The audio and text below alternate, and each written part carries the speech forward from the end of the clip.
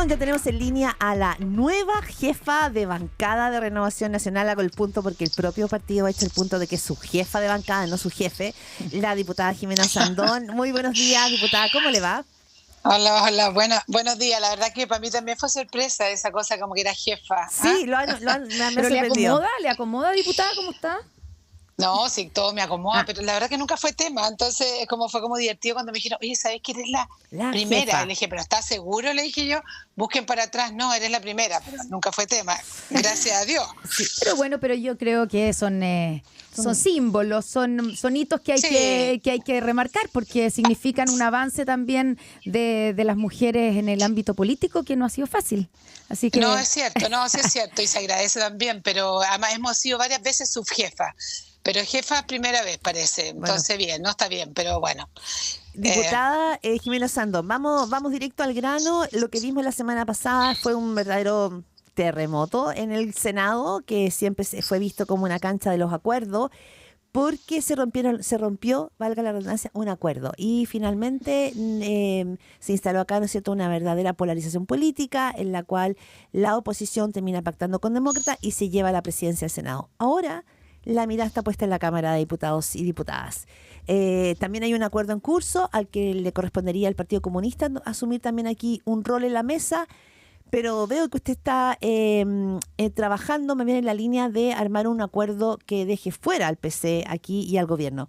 ¿Cuál es el dibujo que se está haciendo para la Cámara Baja? Es importante por la carga legislativa que viene. Ahora, sí, claramente es importante, pero también yo quiero hacer como recalcar un poquito que es un poco diferente el Senado de la Cámara en el sentido de las comisiones. Las comisiones son súper importantes, nosotros somos muchos diputados, es muy difícil tener las comisiones, las presidencias, porque realmente el trabajo legislativo potente se hace ahí. Entonces muy distinto es ser el presidente del Senado, donde no se van a mover en el fondo prácticamente, excepto con el tema de Hacienda, que fue el gran causante de este terremoto en el Senado. Nuestro objetivo muchas veces, más allá que llegar a la mesa misma, es reordenar las comisiones.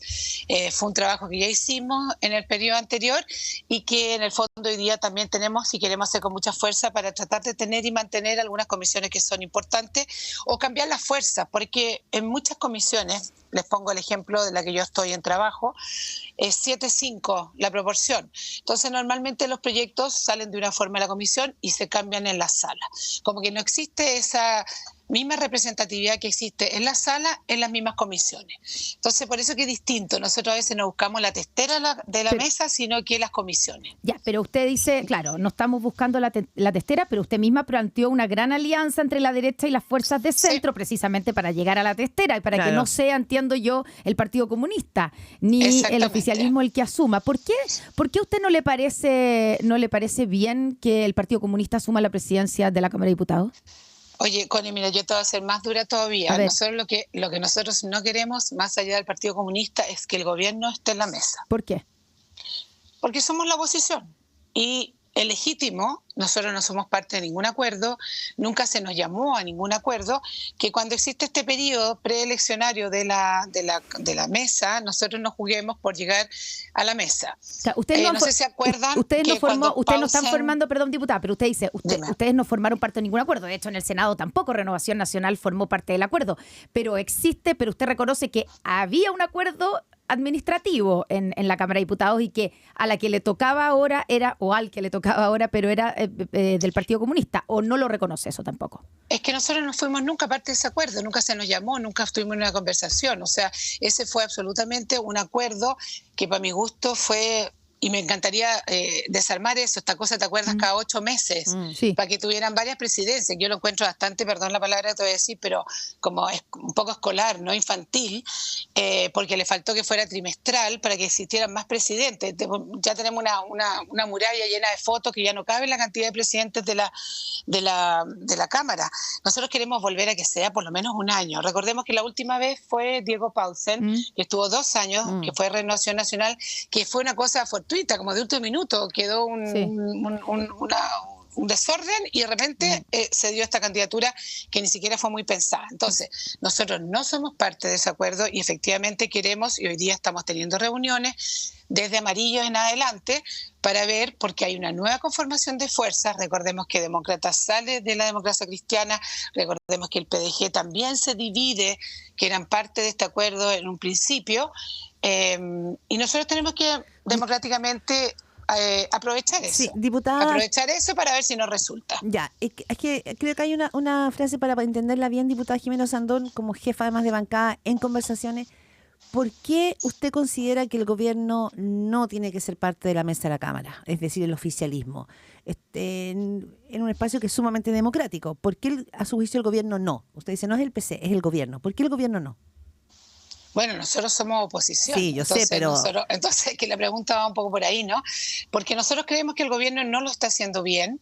Nosotros creemos que tuvimos un periodo muy bueno, al menos fue la experiencia nuestra, cuando tuvimos a Diego Paulsen de presidente, donde avanzaron la mayor cantidad de proyectos. La idea es igual a lo que dijo Pepe García, el presidente del Senado. Nosotros no queremos ser una suerte como de obstruccionismo, de que las cosas no fluyan, muy por el contrario, pero siempre los partidos tienen el derecho libre y democrático de poder competir por la testera. De hecho, hay una votación que incluso hoy día cambió, ni siquiera es privada, sino que todos tenemos que ir pero efectivamente nosotros somos de oposición y no queremos que el gobierno, porque el gobierno lo ha hecho mal. Creo que nos queda poco tiempo y además es muy importante porque en la mesa al final se deciden cuáles son los proyectos que se priorizan. Es que ese es el punto. Ese es el punto. Ese es el punto, claro. Exactamente, ese es el punto. Pero se lo planteo también, ya quizás saliendo de la interna de la elección de la mesa de la Cámara, diputada Jimena Sandón, pensando en, que usted lo sabe bien porque lleva ya su buen tiempo en política, que la política también, además de datos, tiene climas. Y lo decía Pablo Longueira en una entrevista el fin de semana, lo decía él en relación a la municipal, pero decía que a él le preocupaba un clima de exitismo que estaba dando vuelta en la oposición, en la derecha. Entonces me pregunto si no hay también aquí dando vuelta un clima de exitismo en el Congreso después de lo que pasó en el Senado. Mira, estoy absolutamente de acuerdo con lo que dijo Pablo Longueira. De hecho, yo lo había dicho en otro lado. Yo soy siempre una persona tremendamente precavida. Yo creo que es muy complejo cuando te sientes ganador, sobre todo en política las cosas pasan en un día. Así que en eso estoy absolutamente de acuerdo con él. Nosotros por eso mismo queremos la testera, por eso queremos seguir luchando y no solo sentirnos como ganadores, porque no lo somos. Es cosa, oye, veamos lo que pasó con el último, los consejeros, ¿no? Republicano ganó, dio guaraca y después se perdió. O sea, esa es la política. Recordemos cuando Joaquín Lavín era el supuesto presidente de Chile, después era Sichel y después terminó siendo ni Kast ni Boric, que terminaron siendo los últimos en la papeleta. Así que estoy absolutamente de acuerdo con lo que dijo Pablo Longueira. Es tremendamente peligroso sentirse ganador, sentirse que están los vientos a favor y que tenemos todo recorrido. Nosotros estamos concentrados en nuestro trabajo legislativo. También nosotros, yo soy parte de la mesa Renovación Nacional, estamos muy concentrados en estas elecciones que vienen, que son alcaldes, concejales, gobernadores, etcétera. Y no tenemos que seguir hablando solo de la presidencial porque nos hace mucho daño al final. Diputada, ya vamos a hablar de eso, pero quiero preguntarle una cosa bien concreta. Entonces, ustedes, más allá de que no son parte del pacto administrativo de la Cámara, pero existe un pacto, ¿ustedes no van a respetar el pacto? Esa es la primera pregunta. Y segundo, ¿es Johanna Pérez la candidata para poder tener la presidencia de la testera y desalojar al oficialismo? Ya, primero, tu primera pregunta. Nosotros no somos ni fuimos parte de ese pacto, así que no tenemos por qué responder por un pacto que nosotros no fuimos parte. Por eso, pero no van a respetar el pacto del que no fueron parte, pero no van a respetarlo. No, es que no se trata de no respetarlo, no somos parte de ese pacto, así que no estamos fuera, así que nada que ver nosotros con eso. Luego, en principio, yo creo que es muy importante, me parece muy, muy firme y muy potente también la figura de Johanna Pérez, pero también está Calisto, podría ser también alguien del PDG, o sea, claramente nosotros estamos enfocándonos al centro. Al centro, a ese grupo que nos podría dar al final el ganar la mesa. Renovación Nacional en este minuto está haciendo una suerte de ayudando a coordinar, pero nosotros ni siquiera tenemos interés de estar en la mesa misma. Insisto, las comisiones son tremendamente importantes y ahí está nuestro foco. Sí, en esa misma línea, Jimena Sandón, saliendo, insisto, de la planilla Excel de lo que va a ser la presidencia de la Cámara Baja. El tema tiene que ver con lo que está en juego y se lo planteo así, porque ayer el senador Núñez del Partido Comunista le decía en un programa a Jimena Rincón en CNN, a Mónica Rincón, sí, a la periodista Mónica Rincón, vamos a tener que privilegiar la presión ciudadana en las demandas sociales, esto es parte de la democracia. Un poco diciendo que que en el Senado el quiebre es brutal y que el gobierno va a tener que buscar, ¿no es cierto?, el oficialismo cauces para llevar adelante su reforma. ¿Cómo lee usted también, ¿no es cierto?, esto? Porque esto puede hacer un cambio en el tono. Mira, también estuve leyendo a la presidenta del Partido Socialista que dice que van a ellos que preocuparse más del trabajo prelegislativo. Y yo creo que por ahí va la cosa, es súper importante las cosas prelegislativas. Muchas veces, ayer escuchamos al ministro Marcel que dijo que tenía ya un acuerdo con la Democracia Cristiana para, ¿se acuerdan?, a subir el tema, poner la línea en 4 millones, de los impuestos. Pero la pregunta es, uno dice, bueno, pero ¿con quién está negociando? Está negociando con ellos mismos. Esa conversación se tiene que dar con la oposición, con nosotros, no con el Partido Demócrata Cristiano, porque esa fue la gran noticia y uno dice, bueno, ¿qué novedad hay en esto? Yo creo que el trabajo prelegislativo es tremendamente importante y yo, a diferencia de lo que está diciendo el Partido Comunista, no creo que exista ninguna hecatombe en el Senado. El senador García Ruminó ha demostrado ser un hombre bastante ponderado, querido, transversal, consecuente. Entonces no veo estas tragedias que sucedió en el Senado y fue lo mismo que nos pasó con Diego Paulsen. La cosa funcionó perfectamente y es parte de la democracia y eso es lo que tenemos que aprender, dejar de atrincherarnos y ser capaces, tal vez no estaríamos teniendo esta conversación si la oposición hubiera estado en ese pacto en algún minuto, como lo hizo en algún minuto la UDI con el Partido Socialista, que fue lo que pasó durante dos años en el Senado. Ya. Pero eso, al menos a mí no me ha tocado nunca en la Cámara. Ya. Siempre hay como dos bloques muy potentes que no se conversan y que no llegan a acuerdo. Estamos conversando con Jimena Sandón, diputada y jefa de la bancada de diputados y diputadas de Renovación Nacional. Diputada, usted habla de atrincherarse. Y bueno, ayer escuchamos, ¿cierto?, el ministro Marcel diciendo que tiene un acuerdo con la Democracia Cristiana. Esto es otra parte del pacto fiscal, una segunda parte. Recordemos que se está tramitando, ¿cierto?, el proyecto llamado de elusión y evasión tributaria o contra. Y aquí entonces lo que está planteando es subir los impuestos, el impuesto a las personas, digamos, a la renta, a quienes, y se sube el monto y se sube para quienes ganan a partir de o más de 4,5 millones de pesos mensuales. ¿Ustedes están de acuerdo con el aumento, primero, el aumento del impuesto a la renta, porque esto es, según lo ha planteado el ministro, para compensar la baja del impuesto corporativo, del impuesto a las empresas? ¿Ustedes están de acuerdo y están de acuerdo en fijar ahí la base donde se suben los impuestos? Mira, te voy a contestar como persona, no como jefa de la bancada, porque es un tema que nosotros tenemos que conversar. Estamos en semana distrital. Ya, pero no lo han conversado.